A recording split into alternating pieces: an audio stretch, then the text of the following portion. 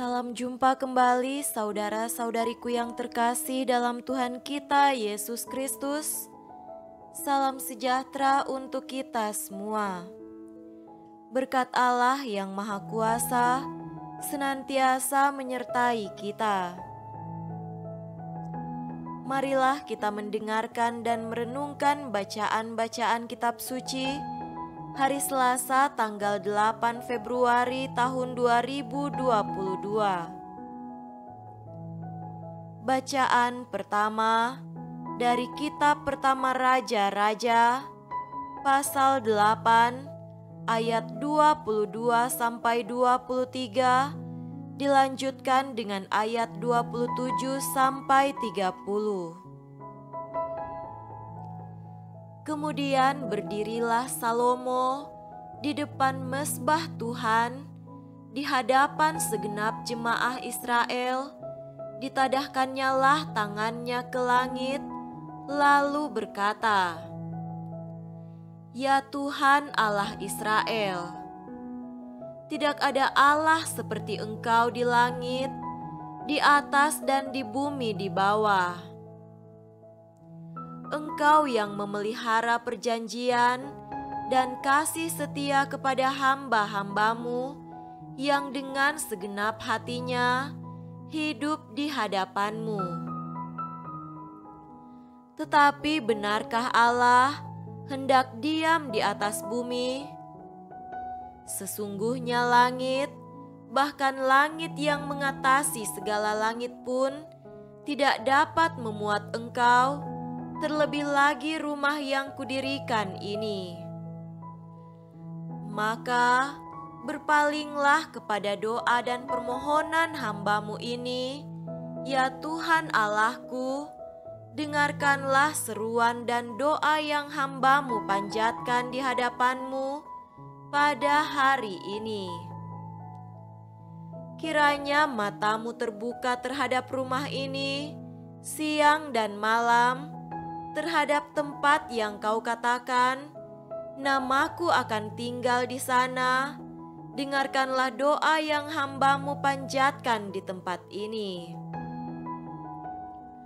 Dan dengarkanlah permohonan hamba-Mu dan umat-Mu Israel yang mereka panjatkan di tempat ini, bahwa Engkau juga yang mendengarnya di tempat kediaman-Mu di sorga, dan apabila Engkau mendengarnya, maka Engkau akan mengampuni." Demikianlah sabda Tuhan. Syukur kepada Allah.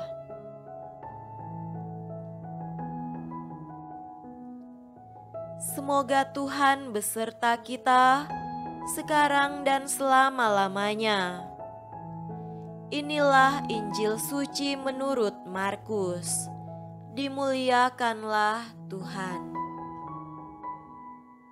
Injil Markus pasal 7 ayat 1 sampai 13. Pada suatu kali, serombongan orang Farisi dan beberapa ahli Taurat dari Yerusalem datang menemui Yesus. Mereka melihat bahwa beberapa orang murid-Nya makan dengan tangan najis, yaitu dengan tangan yang tidak dibasuh.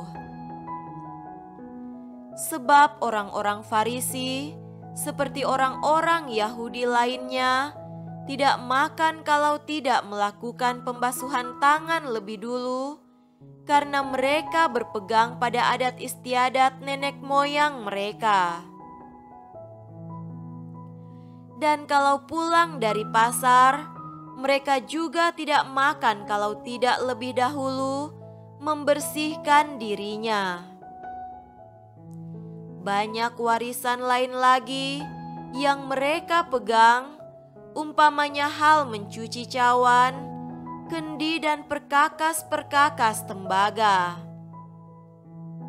Karena itu, orang-orang Farisi dan ahli-ahli Taurat itu bertanya kepadanya, "Mengapa murid-murid-Mu tidak hidup menurut adat istiadat nenek moyang kita, tetapi makan dengan tangan najis?" Jawabnya kepada mereka, "Benarlah nubuat Yesaya tentang kamu, hai orang-orang munafik.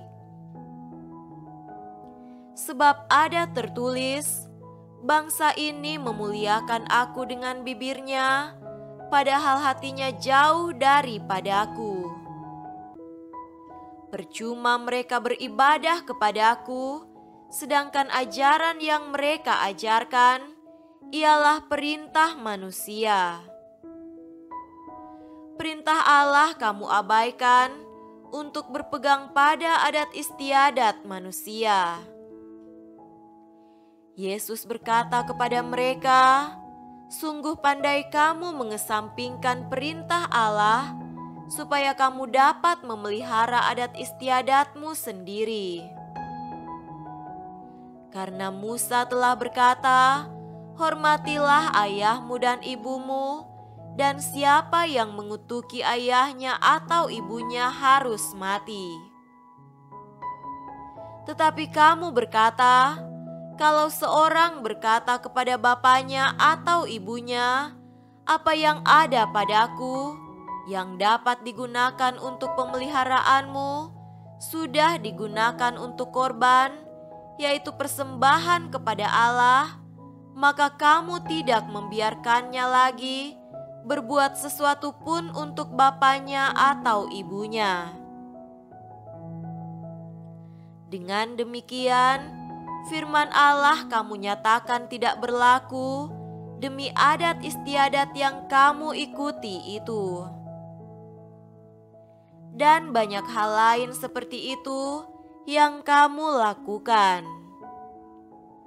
Demikianlah sabda Tuhan. Terpujilah Kristus.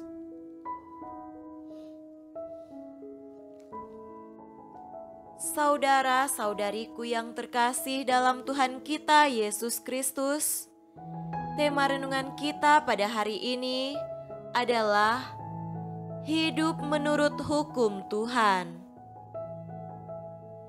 Adalah baik bahwa orang Farisi dan ahli Taurat mau mengajarkan bangsa Israel untuk hidup layak dan tahu sopan santun.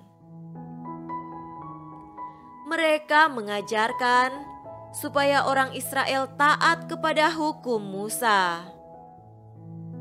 Sayangnya, mereka tidak mengajar sesuai dengan maksud yang sebenarnya. Hal itu jelas dilihat dari reaksi keras Yesus saat mereka berkunjung kepadanya. "Benarlah nubuat Yesaya tentang kamu, hai orang-orang munafik. Sebab ada tertulis, bangsa ini memuliakan aku dengan bibirnya, padahal hatinya jauh daripadaku. Percuma mereka beribadah kepadaku, sedangkan ajaran yang mereka ajarkan ialah perintah manusia. Perintah Allah kamu abaikan untuk berpegang pada adat istiadat manusia." Yesus menegur kelompok ini sebab perintah Allah diabaikan demi adat istiadat manusia. Sikap demikian menyebabkan mereka senantiasa bentrok dengan Yesus yang lebih mengutamakan hukum Tuhan. Adat istiadat tidak ditinggalkan, tetapi hukum Tuhan tidak diabaikan. Justru, kalau hukum Tuhan dipahami dengan benar dan dipraktekkan dengan baik, maka tidak terjadi bentrokan dalam hidup bersama, sebab hukum Tuhan menekankan kasih kepada Tuhan dan sesama.